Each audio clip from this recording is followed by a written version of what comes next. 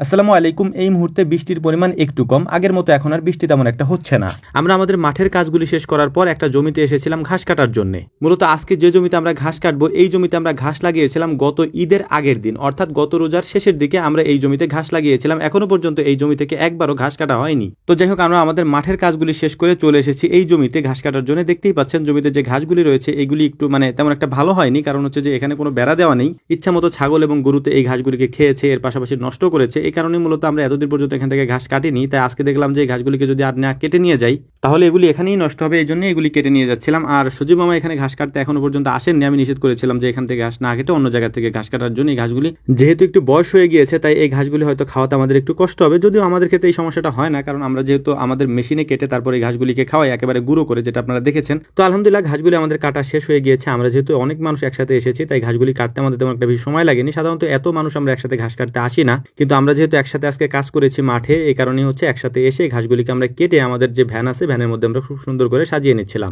যেহেতু প্রচন্ড রোদের মধ্যে কাজ করতে একটু সমস্যা হয় তাই আমরা এই কাজগুলি করে বাড়িতে যাওয়ার পর ঘাসগুলিকে কাটতে হবে, কেটে রেখে তারপর হচ্ছে গাছে প্রচুর পরিমাণে আমড়া ধরেছে, এই আমড়াগুলিকে পেরে তারপর সুন্দর করে এই শুকনা মরিচ দিয়ে সেগুলিকে মাখাতে হবে। এই জন্যই আমাদের কাজগুলি আরো দ্রুত করে আমরা বাড়ির দিকে যাওয়ার চেষ্টা করছিলাম। অনেকে আমার আগের একটা ভিডিওতে এই শার্টটা পরা দেখে অনেকে আমাকে বলেছেন যে ভাই আপনার শার্টটা অনেক ছোট হয়ে গিয়েছে। আসলে পরে চিন্তা করে দেখলাম যে শার্টটা মনে হয় আসলেই ছোট হয়ে গেছে, এর থেকে একটু বড়ই বানাইতে হবে। যাই হোক, এই ধরনের ঢিলা ঢালা শার্টগুলি আমাদের প্রয়োজন হয় কাজের ক্ষেত্রে। এগুলি পরে কাজ করতে আমাদের অনেক কমফোর্ট ফিল হয়, এটা আপনারা অনেকে জানেন যারা কাজ করেন এরকম মাঠে ঘাটে কাজ করার ক্ষেত্রে। এ ধরনের পোশাক আশাক আমাদের জন্য একটু কমফোর্ট। আর যেহেতু আমাদের কাজটাই প্রধান, পোশাকটা প্রধান না, এই জন্য পোশাকের দিকে আমাদের তেমন একটা ধ্যান জ্ঞান থাকে না। তো যাই হোক, আলহামদুলিল্লাহ আমরা আমাদের ঘাসগুলিকে নিয়ে এসেছি খামারে নিয়ে আসার পর চপার মেশিনে এগুলিকে কেটে তারপর টুকরো টুকরো করে একেবারে ছোট ছোট করে রেখে দিয়ে তারপর আমরা গাছ থেকে আমড়া পারবো এবং আমড়াগুলিকে পেরে যেহেতু আমাদের বেলা হয়ে যায়, জোহরের আগে এই কাজগুলি আমাদের শেষ করতে হয়, এ কারণে আমাদের একটু তাড়া থাকে। ভিডিওর এই পর্যায়ে খুবই গুরুত্বপূর্ণ একটা কথা আপনাদেরকে বলে দিই, সেটা হচ্ছে আপনারা যারা আমাদের থেকে ঘি অর্ডার করেন আপনাদেরকে আমি বারবার বলেছি আমরা মেসেজে কারোর সাথে কথা বলি না, আমাদেরকে সরাসরি কল দিবেন। আমাদের বিসমিল্লাহ এগ্রোর মেসেঞ্জারে গিয়ে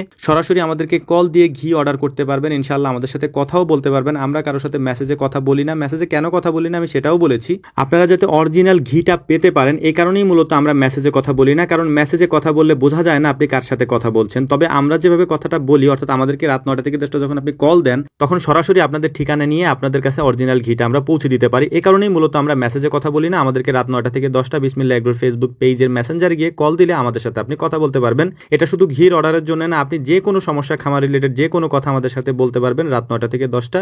আমরা আবারও বলছি কারোর সাথে মেসেজে কথা বলি না, আমরা শুধুমাত্র কল দিলেই কথা বলি এবং সরাসরি কথা বলি। এটা আপনাদের জন্যই আমরা করে রেখেছি ইনশাআল্লাহ। তো যাই হোক, অনেক কথা বলে ফেলেছি। আমাদের কাজও প্রায় শেষের দিকে। আমরা গাছ থেকে আমরা পেরে নিয়ে এসেছি এবং আমরাগুলিকে পেরে সুন্দর করে কেটে কুটে এগুলিকে আমরা এখন শুকনা মরিচ এবং লবণ দিয়ে মাখিয়ে ফেলবো আলহামদুলিল্লাহ। এই জন্য আমরা শুকনা মরিচ নিয়ে এসেছি, অর্থাৎ শুকনা মরিচ আমরা আগে থেকে পুড়িয়ে রেখেছিলাম, এটা আমরা নিয়ে এসেছি। এর পাশাপাশি এটার মধ্যে দিয়েছি হচ্ছে লবণ দিয়ে আমরা আমড়াগুলিকে সুন্দর করে মাখিয়ে নিব। যেহেতু এখন দুপুর সময়, খাওয়ার একেবারে চাহিদাপূর্ণ একটা সময় আমাদের জন্য, যেহেতু প্রচুর পরিমাণে কাজ করে আমাদেরকে আসতে হয়েছে, এই কারণেই হচ্ছে এটা আমাদের কাছে একটু বেশি স্বাদের মনে হচ্ছিল। তো যাই হোক, আমাদের জন্য দোয়া করবেন। আসসালামু আলাইকুম ওয়া রাহমাতুল্লাহ।